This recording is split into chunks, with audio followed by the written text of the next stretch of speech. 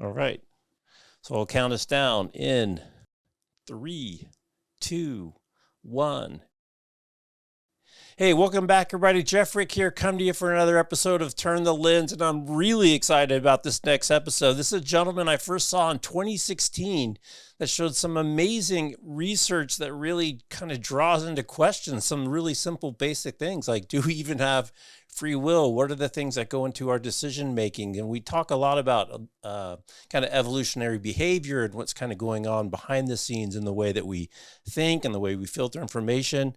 And he's got a great perspective. So joining us all the way from Durham, North Carolina, he's Dan Ariely, the James B. Duke Professor of Psychology and Behavioral Economics from Duke University. Dan, great to see you today. Lovely to be here. Thank you. So I did a little, I was a dual major econ psychology back in the day, no PhD, no master's, but I was fascinated when I walked into the economics class and they showed all these beautiful curves and everything is so logical and mathematical and wonderful based on these assumptions. But then I was also in psychology and I was like, that's not how people make decisions. We're not these like super rational kind of computer-like decision-making machines. And your story, I'd love for you to repeat kind of on the organ donor participation rates really demonstrates that we don't necessarily have as much control over what we do as we think we do. Yeah. So, yes, I think, economics is an interesting perspective on life, but it assumes a whole lot. Some of it is not correct. It's a very interesting exercise, and you can think about under what conditions would it apply, but in many conditions it doesn't apply, and more often than not, the implications are just wrong. So maybe I'll start by saying that my metaphor for the human mind is that we're walking around with a Swiss Army knife. What we have in our mind is not a perfect tool for anything. Like the Swiss Army knife is not great for anything. It's sort of good for lots of things. Right. And that's what our mind is designed for.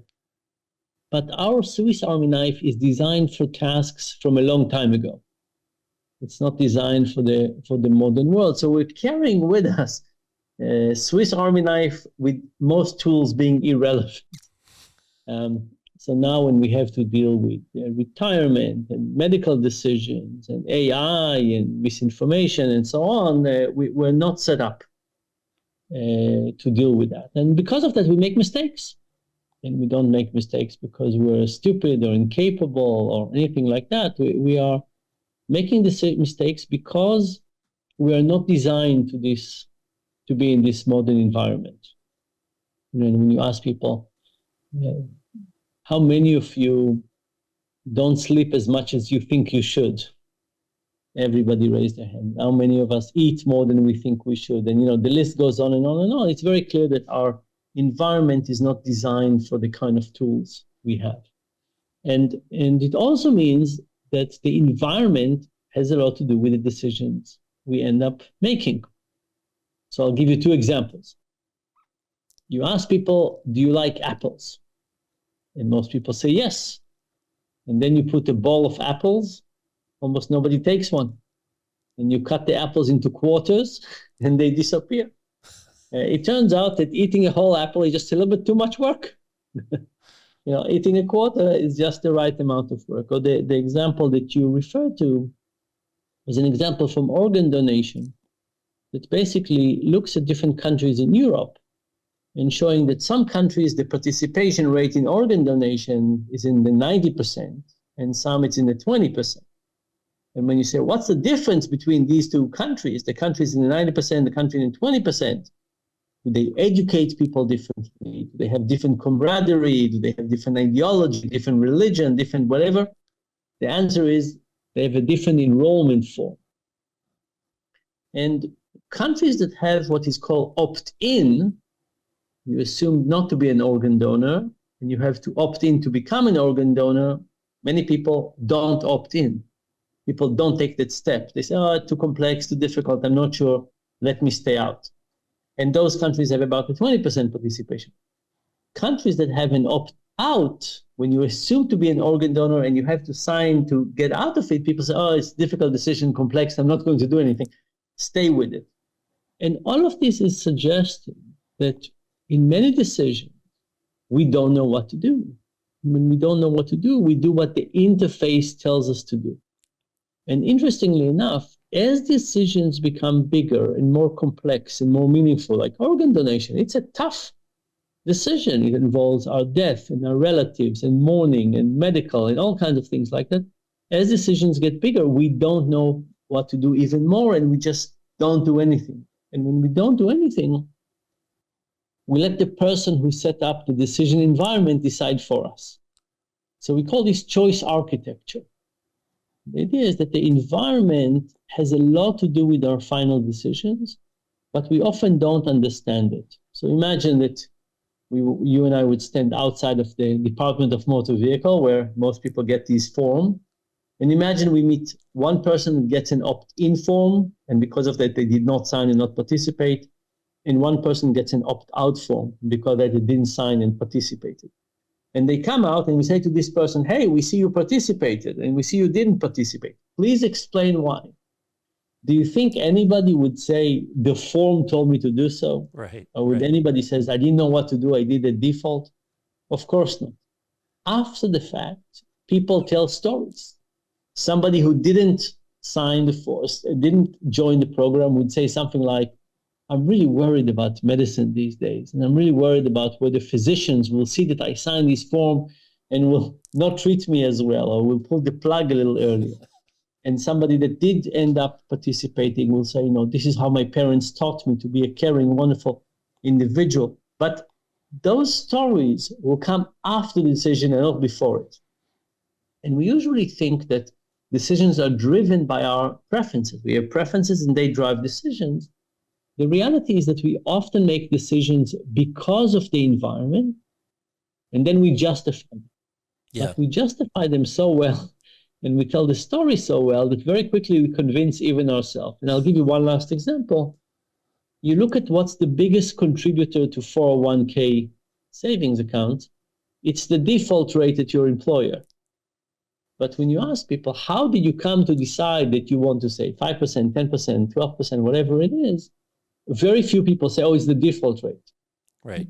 Well, I have a story. I thought about it, cost and benefit and so on. So we're very good in telling stories, and these stories obfuscate the real thing that drove the decision, which is often the interface. It's funny. It reminds me of always the evening news when they talk about the stock market performance that day. And unless it's a day where the Fed actually did something or there was something obvious, they always have these explanations as to why the market was hot or why the market was cool. And it's like, well, that's easy to do after the fact. But there's another thing that I think is really interesting that's working against this, and that's this filter between our receptors of information, our eyes, our ears, our nose, our skin, and what we think happened. But it's got to go through this amazing amount of preconceived biases, our individual experiences, and what really did happen. And my favorite examples, when my wife and I, we've been married over 30 years, we go to the farmer's market together and we buy some fruits and vegetables, and we come home and we talk about what happened at the farmer's market. We saw completely different things. We saw completely different people. I was noticing this beautiful display of fruit that I wanted to take a picture of. She's over, engaging maybe with a friend that she saw that I didn't see. But it's really weird. You come back and we went to the same place. We experienced the same geographic destination, and yet what we experienced and the reality that we had are totally different. And it's a real mind opener. And imagine there's a range of things you can look at. And you can say, well, I'm looking at these things and your wife is looking at those things. But sometimes even if you look at the same thing, you could interpret them differently. And the classic example for that is sports. You can have two fans of opposing teams watching the same move, and the referee is calling a call against somebody, and one person says the referee is absolutely correct and they're willing to bet money on it, and the other one is saying the referee must be blind or vicious or being paid. And both of those people would pay money for this bet. It's not as if they're just saying it. But yes, we have this incredible sense of trust in our senses. But we are not really experiencing the outside world. We're experiencing an inside world that goes through a very thick layer of interpretation. One way we see it, of course, is visual illusions. Right. When you see a visual illusion, you basically say, I can't trust my eyes. Yes, there's your eyes and there's your brain, and you only have access to the information after your brain has been processing it. You don't have access to information out there. Right. And because of that, because this is what we have to deal with, it's the inside representation. That representation has been worked on, and it has been morphed and changed in all kinds of ways. But our sense is that it's true. Right. You're willing to bet on it. You're willing to promise it. Eyewitness testimony. I mean, all kinds of things like that are just not as accurate as people think. Right, right. And we're all experiencing, and we have an over simplification, I think, too, where our expectations is everyone else is experiencing the same thing that we're experiencing. When in fact, to me, the wake-up call is one day just realizing that everybody's Facebook feed or LinkedIn feed or social media feed is different. It's not a feed of in order all your friends of what they posted. It's what Facebook thinks is going to keep you on the platform a little bit longer. And then when you wake up and say, not only is your Facebook feed different, but even the feed as you're watching that sports game or the feed as we're at the farmer's market is actually different, even though we're actually looking at, technically, one might argue, the same thing. Yeah. And there's a really interesting thing about this thing we call empathy. So empathy is really an amazing human skill. It's if you stabbed your toe, I will be able to empathize to some degree. If you told me something good happened to you, I would be able to empathize. Something bad will happen. How do we do that? How do we have empathy? Do we really feel the other person? No. The reality is that empathy is based on mirror neurons. These are neurons basically activate what I think you're experiencing in my brain. So when I am experiencing empathy for you for stabbing your toe, I'm not really experiencing you stabbing your toe. My mind activates stabbing the toe mirror neurons, and then I am projecting that this is how you're feeling. Now, it's an amazing capacity, right? It's a thing that makes people incredible, right? I can feel your pain, but of course, I'm not experiencing your pain. I'm experiencing my pain as I would experience it sort of if I had your experience. But that means that our empathy is within our minds. It's not as if we're stepping into your mind and I'm experiencing with you. I'm experiencing how I would experience it. Maybe it's 50% if I were going to stab my toe. But I think that that's what you're experiencing. Right. So empathy is not what you're experiencing. It's what I would experience. It's a simulation of what I would experience if I would go through a sense like you. But because of that, also we have this incredible sense of similarity. Oh, I just feel your pain. No, I don't feel your pain. I feel my pain as if I was in your shoes. But that's and it's a dramatically important thing. It's what makes us human. It's unbelievably important. But it also gives us the sense that we're actually experiencing the other person when we're not really. So I have pages and pages here of notes. One of the things that we do as people is we look for patterns. I had Evan Benway on from Mood Sonic. He's like, even we look at stars in the heavens and we see patterns, we see stories, we see shapes, we see people. At the same time, you talk about we often look for complexity. In something that we don't understand. It must be complex. If I don't understand, there must be some complex. How do those things interact? This desire to simplify, because again, it's this evolutionary biology. We have to bucket things and free up cycles for the cheetah that's going to jump out of the bushes. But then at the same time, if we don't confuse, we are amazing at coming up with all kinds of complex and rich stories to explain the unexplainable. Yeah. So I was going to do a little video on a pattern. So I prepared this before. So this is what is called white noise. White noise is sometimes auditory, wide spectrum, but sometimes it's pictures like this. And imagine an experiment in which I show you a picture like this, and I say, did you see a pattern? And I show another one, and each of those is randomly generated, so there shouldn't be a pattern. And we ask you, do you see a pattern? Do you see a pattern? Do you see a pattern? And the question is, under what conditions would people start seeing more patterns? And the answer is under conditions of stress. And I don't mean the stress of saying, gee, I have so much email, I don't know how I'll finish. It's the kind of stress that says, I don't understand the world. I don't understand why I was fired and not them. I don't understand why I've been healthy and then I have this disease. I don't understand what's happening with AI. Will I get to keep my job? I don't understand this thing with this virus called COVID-19. I don't understand why the Houthis are attacking shipping around the world and so on. When you basically say, I don't understand the world, our mind goes into a mode of trying to see patterns. Right? You gave the analogy of a tiger. Like if I'm an animal in the jungle and I'm stressed, all my senses now are trying to over-interpret things to see if there's a tiger. I see a leaf moving and I say, oh, maybe it's here, right? Like I basically go into hyper mode of alertness and try to see patterns. So that's the thing that we see patterns. But of course, we don't stop there. Especially when we talk about misbelief, about people coming up with alternative theories for the world, is we want a pattern, we want a villain, and we want a complex story. And you would say, okay, I understand pattern. Why do you want a villain? We want a villain because we want to blame somebody else that is not us. Right? That's understandable.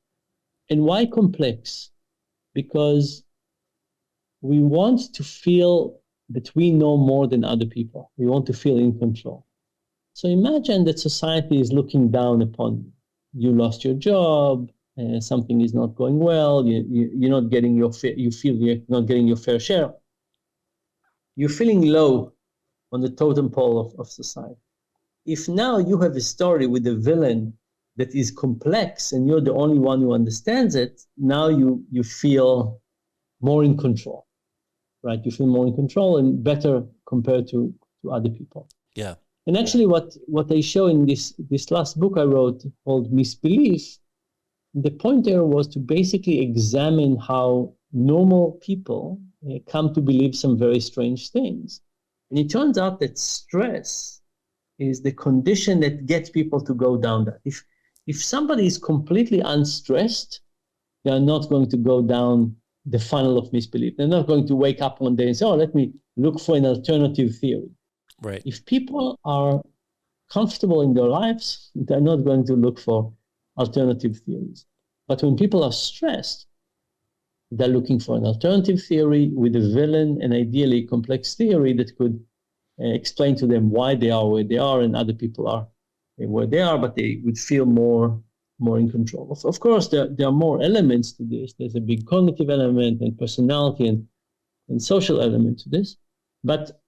But this initial element of stress, one other thing that is very important about this is the stress we feel is a combination of the stress that we get minus the resilience.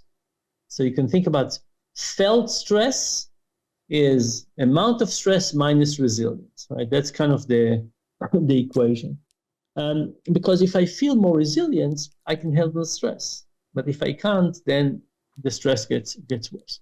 And resilience is something that we're not doing well on these days. Right. Resilience comes from having close personal friends. And in general, people spend much less time with their friends. It comes from family ties, and we spend more time with our nuclear family, but less time with our family. It comes from friends in general. But, we have less friends. Right. Even at work, people are not supposed to talk to their friends about romantic questions or illness or politics. So we have less and less friends, and we have less and less trust in the government that if something bad happened to us, the government will be there for us, or the healthcare system or whatever. And very sadly, it turns out that as financial inequality increases, people are less likely to ask for help. Yeah. Well, I've got the book right here, so we're going to definitely talk about the book. I have to say, it's not the most uplifting book I've read in the last little while. It is not the most uplifting book, no. But let's get into a couple of the things. So going back to to basic psychology, right? One of my favorite classes was Rat Lab, and you learn really early in Rat Lab that the way to get the rat to hit the bar the most is to give them a random return at a random rate, and that's they'll just keep hitting that bar.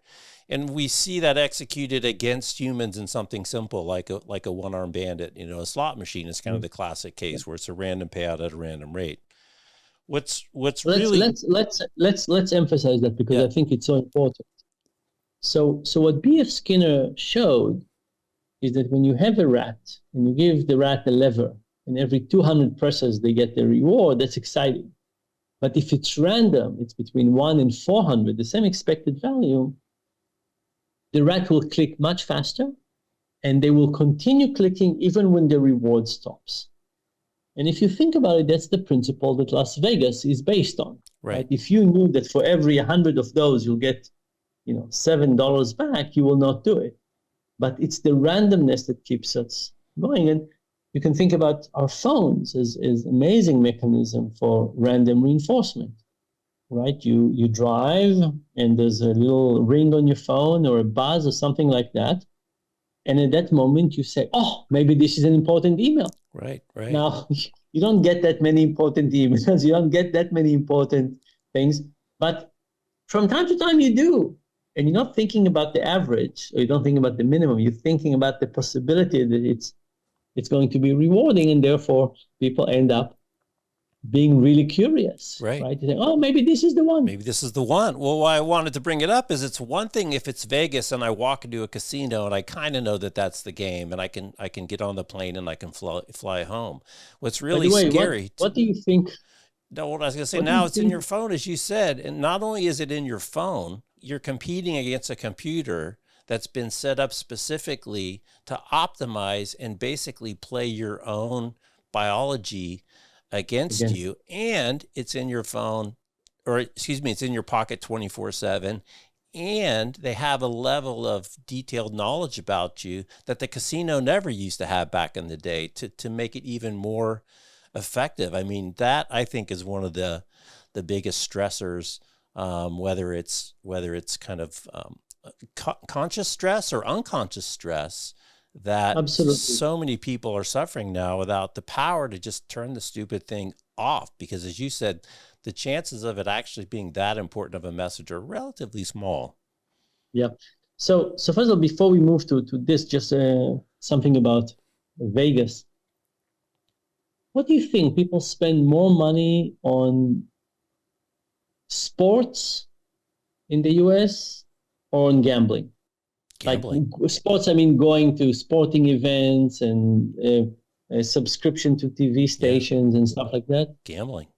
I don't even think it's close. And now you got sports and gambling. That's a whole nother conversation for another podcast. Now that the the proverbial fox is in the hen house, I think. Yeah. So the statistics I saw was that people spend on gambling more than all of entertainment put together, more than sports and movies and theater and gambling is bigger because it uses this very basic reward mechanism. Now, the thing about information technology and phones in particular, as you said, is really terrible. And kind of a metaphor for this is to think about cars. So think about cars. How do cars get better? Every year, cars get better. And they get slightly better engines. They get slightly better fuel efficiency. But the real advances in cars is that they recognize that we are shitty drivers, and they're doing some things to make us less able to kill ourselves. Right. So we have seat belts and anti-lock brakes and rear view mirror and side mirrors and lights on the mirrors. And we have, my car has this sensor that if I get too close to a car, it applies the brake. And it has a little thing that if I go over the line, it makes it harder to move it. I mean, just incredible technology. And every year the engineers are coming with new things. And every year people are proving that we're even shittier drivers than they thought. And the cycle continues. Now, think about information technology. If cars are developing every year to become more compatible with human nature and to assume that we are shittier drivers, is information technology every year develops assuming that we're shittier consumers of information, or is it assuming that we're more perfect? And I think it's the other way around. I think that every year we diverge between our humanity, the Swiss Army knife that we carry, and the way that what information technology demands from us in terms of ability. And it's kind of amazing to look at cars and say, look how much regulation there are on cars. Things about bumpers and, cars are unbelievably regulated because it's so clear how bad drivers we are. Yeah. Information technology, Facebook, Twitter, and so on, it just assumes that we're perfect. There's no reason to regulate anything because we could make perfect decisions, but I don't see any evidence that says that we are better information consumers than we are drivers. I think that the immediate consequences are different. Like in one case, we kill ourselves, we kill other people. The evidence is there. In the other case, we degrade our social capital. We get depressed. We get envious. We get down the funnel of misbelief. All kind. Not as easy to quantify, but I don't think we're better at it. Right. I think we're actually terrible consumers of information, and I think we're terrible in actually lots of these technologies that are developing further and further from our human nature. Yeah. Well, there's so I hope you have like 6 hours. There's so many places we could go. But the one I want to point out, there's really this kind of law of unintended consequences when you've got this misaligned incentive structure. So, from the Facebook, we'll just pick on Facebook just because it's easy. From their perspective, they want you to stay on the site.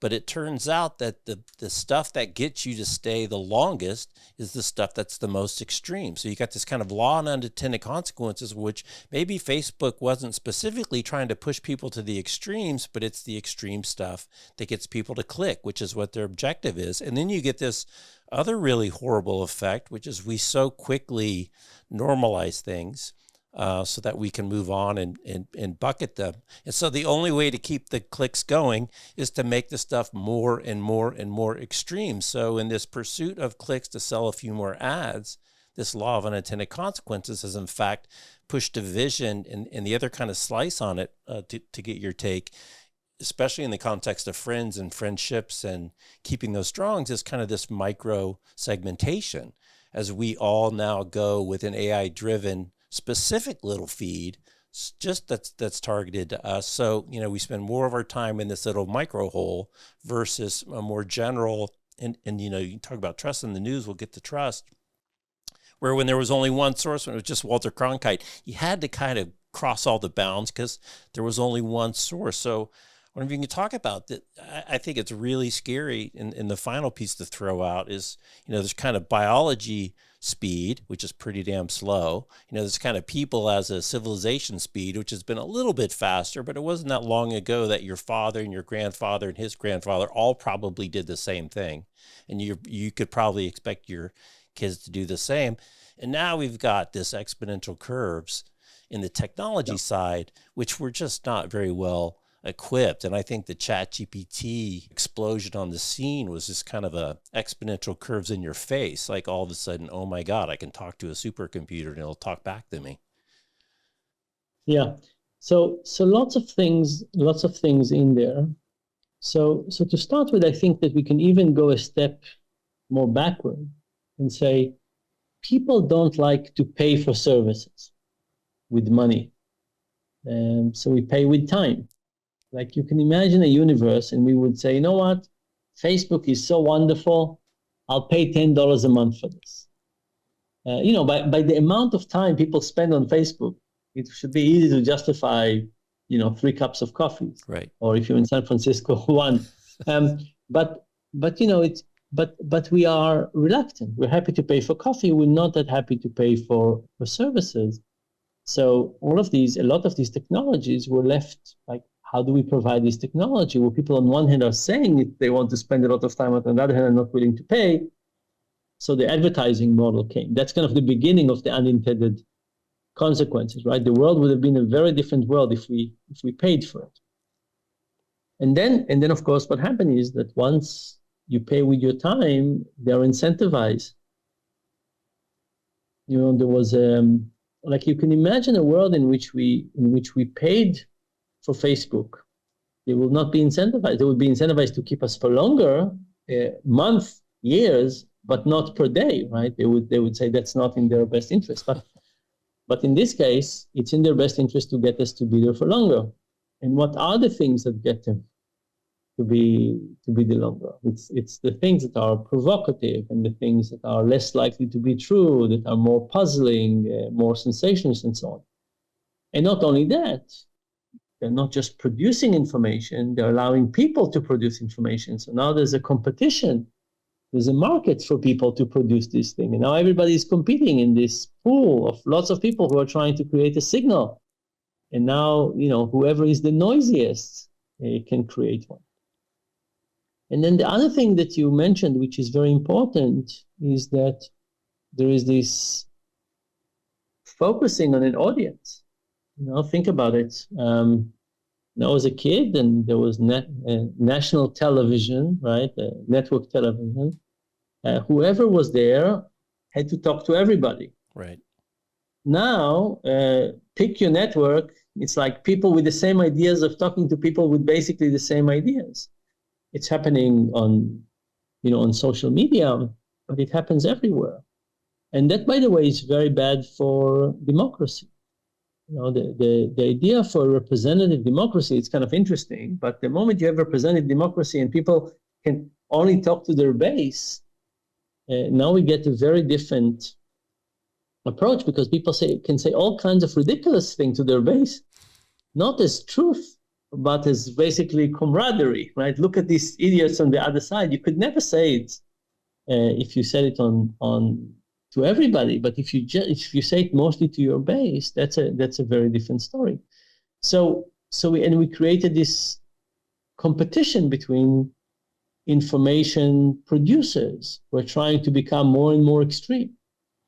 Sometimes I feel very kind of sympathetic toward journalists.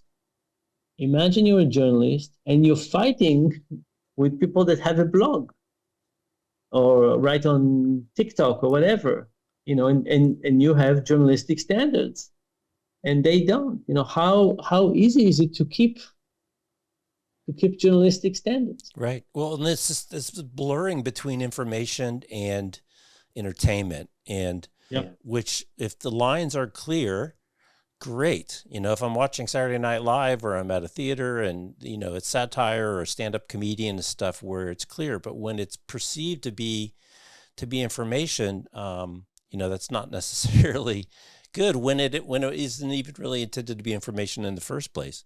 Which takes me to another big word. Let me say one other thing.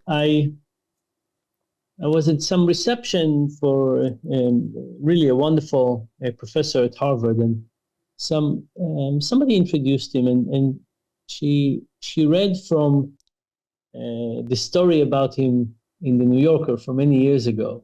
That was kind of, glorifying all the wonderful things that he has done and all the things he should be glorified for. But she also said that these days nobody would ever write such a glowing story anymore. If you think about it and you look at all the profiles in anywhere, just they're no good people. And it's not that they're not good people anymore. It's that bad news sells. Right. And positive news is just not as exciting. The headline, a guy, did something good is not as exciting as a guy is, right, have said something nasty to somebody else. So we have this competition, like you said, that the laws of unintended consequences. I think that the world of free information, together with this very fierce competition, is changing not just social media, it's changing journalism. And I think information in general, and everybody, there's kind of a race to the bottom. Right. Everybody's doing things that are more superficial and can be caught in 17 characters and 3 seconds, and it's very tough. And from Yeah. time to time you see exceptions, and from time to time the exceptions work, but mostly it's a self-fulfilling prophecy where editors are saying we need, if it bleeds it bleeds, and what you put on the top and so on, and then people get used to that, and that creates a very vicious cycle that is very much against us. Yeah. There was a claim that after Brexit, there were lots of Google searches from England about what Brexit means.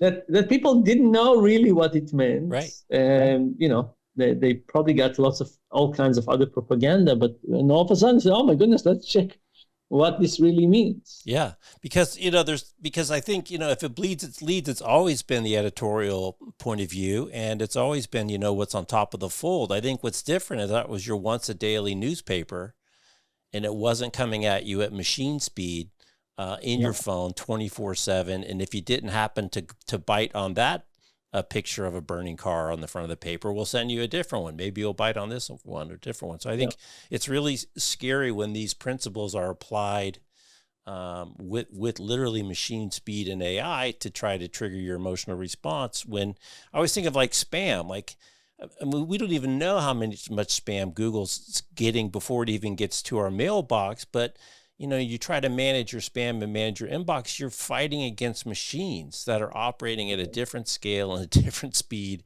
and they're just playing a different game than you are as a person. And so the likelihood of clicking on spam and this and that's horrible. Yeah. It's very taxing. I even reading through, because my life is kind of interesting and complex. I get emails from lots of places and lots of people, and it's hard to know. Right. And this additional level of, okay, this person wrote me, there's an attachment, is it a real person, is it not, what do I do? Google didn't block it. Yeah. It's a very taxing activity. It's taxing on us as society to a great degree. Yeah. Let's talk about trust Yes.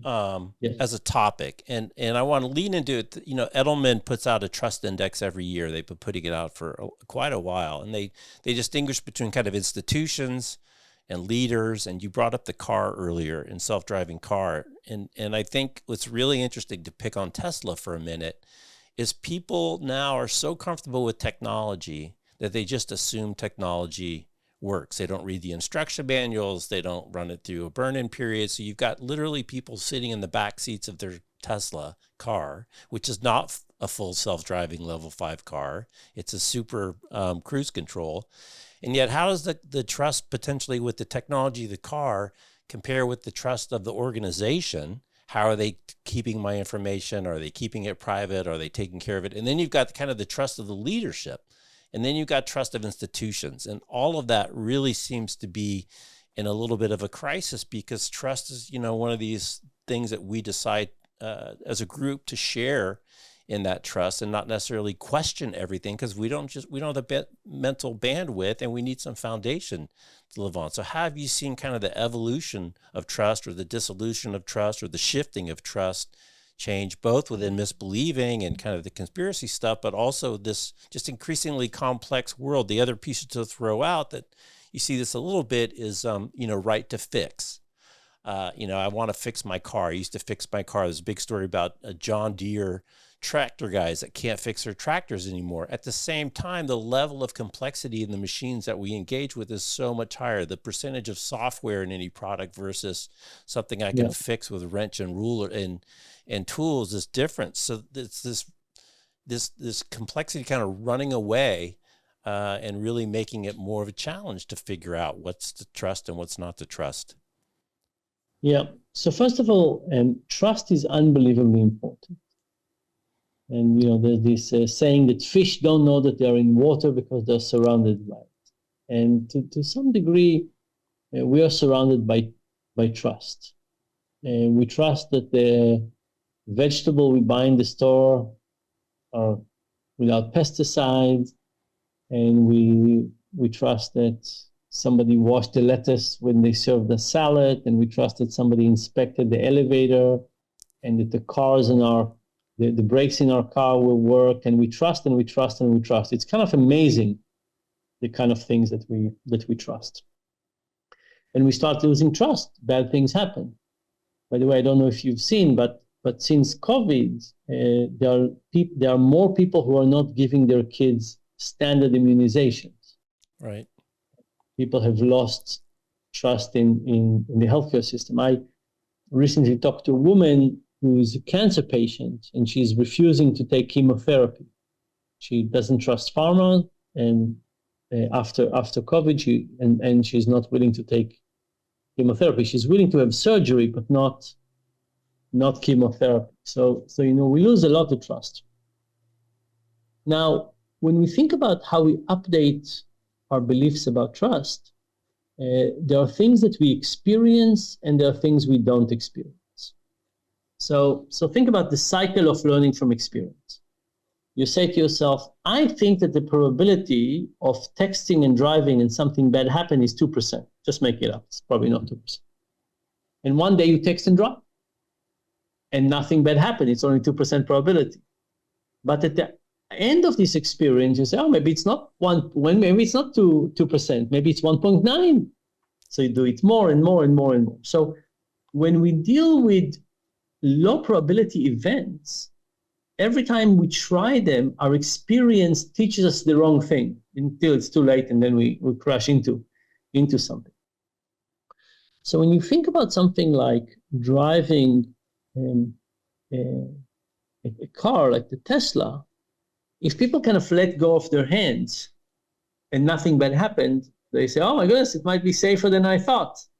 And then they do more and more and more and more. Of course, the probability that something bad will happen could be very small. It could be incredibly devastating. It could happen at some point. Right. But it's a very bad feedback loop. But there are things that we need trust, like trust in the healthcare system, that we don't get to experience in the same way. So when we talk about trust, I think the question is, do we talk about trust in things that we can learn from experience, or are we talking about trust from things we can't learn about? They're only from description. And things that we can learn from experience can be, we can learn the wrong lesson from experience because we update too much. And things that are just get from description, those things could be rather stable. So, but in general, I think trust is like a public good in society. And when people stop trusting things, we lose a lot. And think about it, like, where do you get to experience the most trust in society? I think it's with money. You pay with your credit card, you do this, and you basically check your bank once in a while, and it feels like it's all okay. And it's kind of magical. You go to different places, you use your card online and so on, and things kind of accumulate, and they seem to be okay, and you have a list of what's going on. It's a great exercise in trust. And this is one of the reasons why I don't like cryptocurrency. Because I want people to experience trust. Now, I understand the cryptocurrency people are saying, I don't trust people. But for me, the answer would be, if you don't trust people, great, let's build trust. Right. Let's work on institutions that will get more trust. So for them to say, no, I just want payment mechanism that don't rely on trust, I think of it as very sad, because I say payment is the place where people could learn the most that you can trust. You can trust people. So I want you to use that trust, and I want you to prove to yourself 5 times a day that you can trust the institution and trust the bank and trust the regulators, and you can even trust that if somebody stole your credit card, they will get it back to you. I want those experiences. And if you don't trust, let's work on the trust. Let's fix the trust. Let's not try to bypass it. So I think we need to work on trust. Yeah. I think we need to work on trust. We're at a trust crisis. And if you ask me who should make the first move, I think it should be the government. I think it should be the government to make the first move to show trust at us, the citizens, rather than to do something something the other way. And when I look at organizations, one of the biggest demotivator for people in organization is bureaucracy. And why is that? It's bureaucracy tells people, I don't trust you, I don't value your time, and I don't want you to try and improve anything. Just follow the rules. Right. Do whatever you're told. But the not trusting anybody is the opposite from empowering. Right. It's a weakening position that has lots of consequences. Well, so I think we need to figure out trust building mechanisms in companies, in society. Yeah. Well, unfortunately, right now, and we haven't got to the workplace, which is one of our many topics, these return to office mandates, as well as this increased kind of surveillance society in which we're getting everything from cameras everywhere to keystroke monitoring to everything else. I mean, nothing says I don't trust you more than that. We're at the same time, the same managers are going, well, how do I know if you're working if you're not moving your mouse? And it's like, well, because you're a bad manager. You don't know what I'm supposed to be working on. You're not checking in on my progress against my task. You're not, we're not working towards a common goal. It's just like this lazy substitute for actually managing people. Will just monitor your keystroke activity. Yeah, it's not just lazy. I think it's so look, so much to say about this, but think about what's called work-life balance, which is a term that I don't like. So at my university, the rule is that if somebody is going to a doctor's visit, they should mark that they're taking 2 hours to a doctor's visit, because for some reason, this is not part of work. This is life. Right. And I'm trying very hard to fight this for all the people who are working with me. And, I say a whole person is coming to work. And if they're not healthy, it's bad for the whole person. It's not just bad for the home person, and it's good for and if that person decides in the middle of the day to go for a run, it's good for the whole person. And if that person decides to, think about books. There are books that are maybe workbooks and books that are life books. But there are many books that are the same, that could be both. And I think of it as like a line that says, there are awful things to do at home, dishes, awful things to do at work, bureaucracy, and there's lots of things in the middle that are good for both. And I think that I want people to do what's in the middle.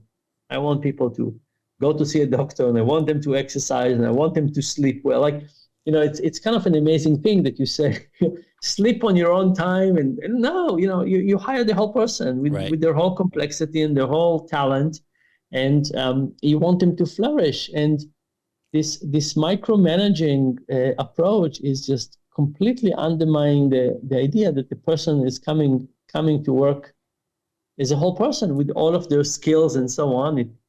Anyway, so I really dislike it. But the moment you start talking about work-life balance and you say, take 2 hours to go to a doctor, it's on your time, people say, okay, so I'm finishing at 5. The whole equation changes, because once you start creating these norms that this is work and this is life and there's a separation, people say, oh, the separation, let me take advantage of it. Can I tell you one other metaphor? You talked about coming back to work.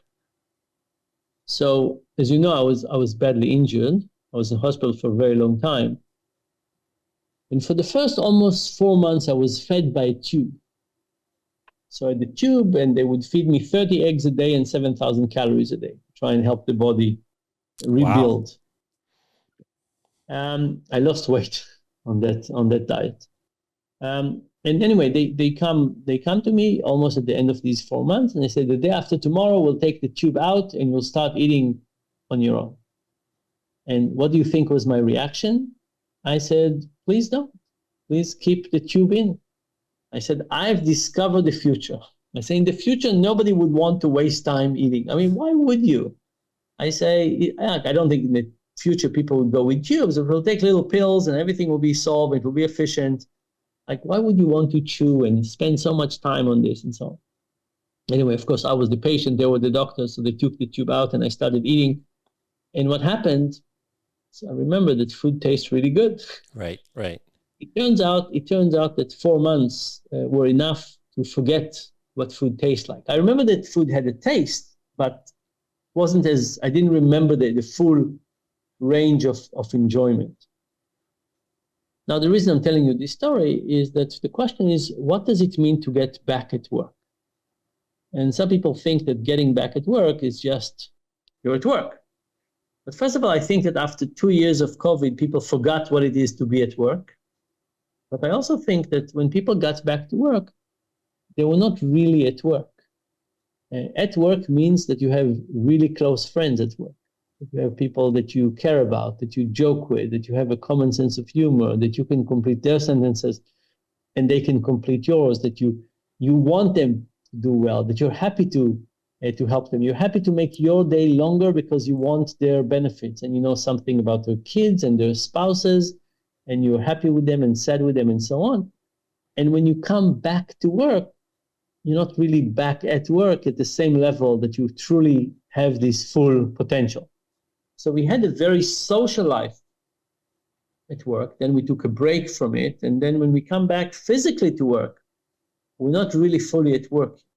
Yeah. And I've seen most places are not really working on how to get people to reintegrate at work. And until we do that, until people have some of their more meaningful relationships back at the workplace, we're not going to be back at work. We're going to, be in the same building. Yeah, yeah. But not fully back at work. Okay, so Dan, we're coming to the end of our time, and I still have pages and pages of notes, so maybe we'll have to have chapter 2. But kind of as a parting thought, as you think about the complexity of people versus kind of this desire to be so rational, what advice do you give people to better cope in this kind of messy, sloppy, people populated world? Okay, so there's lots of things, but I would say number one is figure out where your resilience is coming from.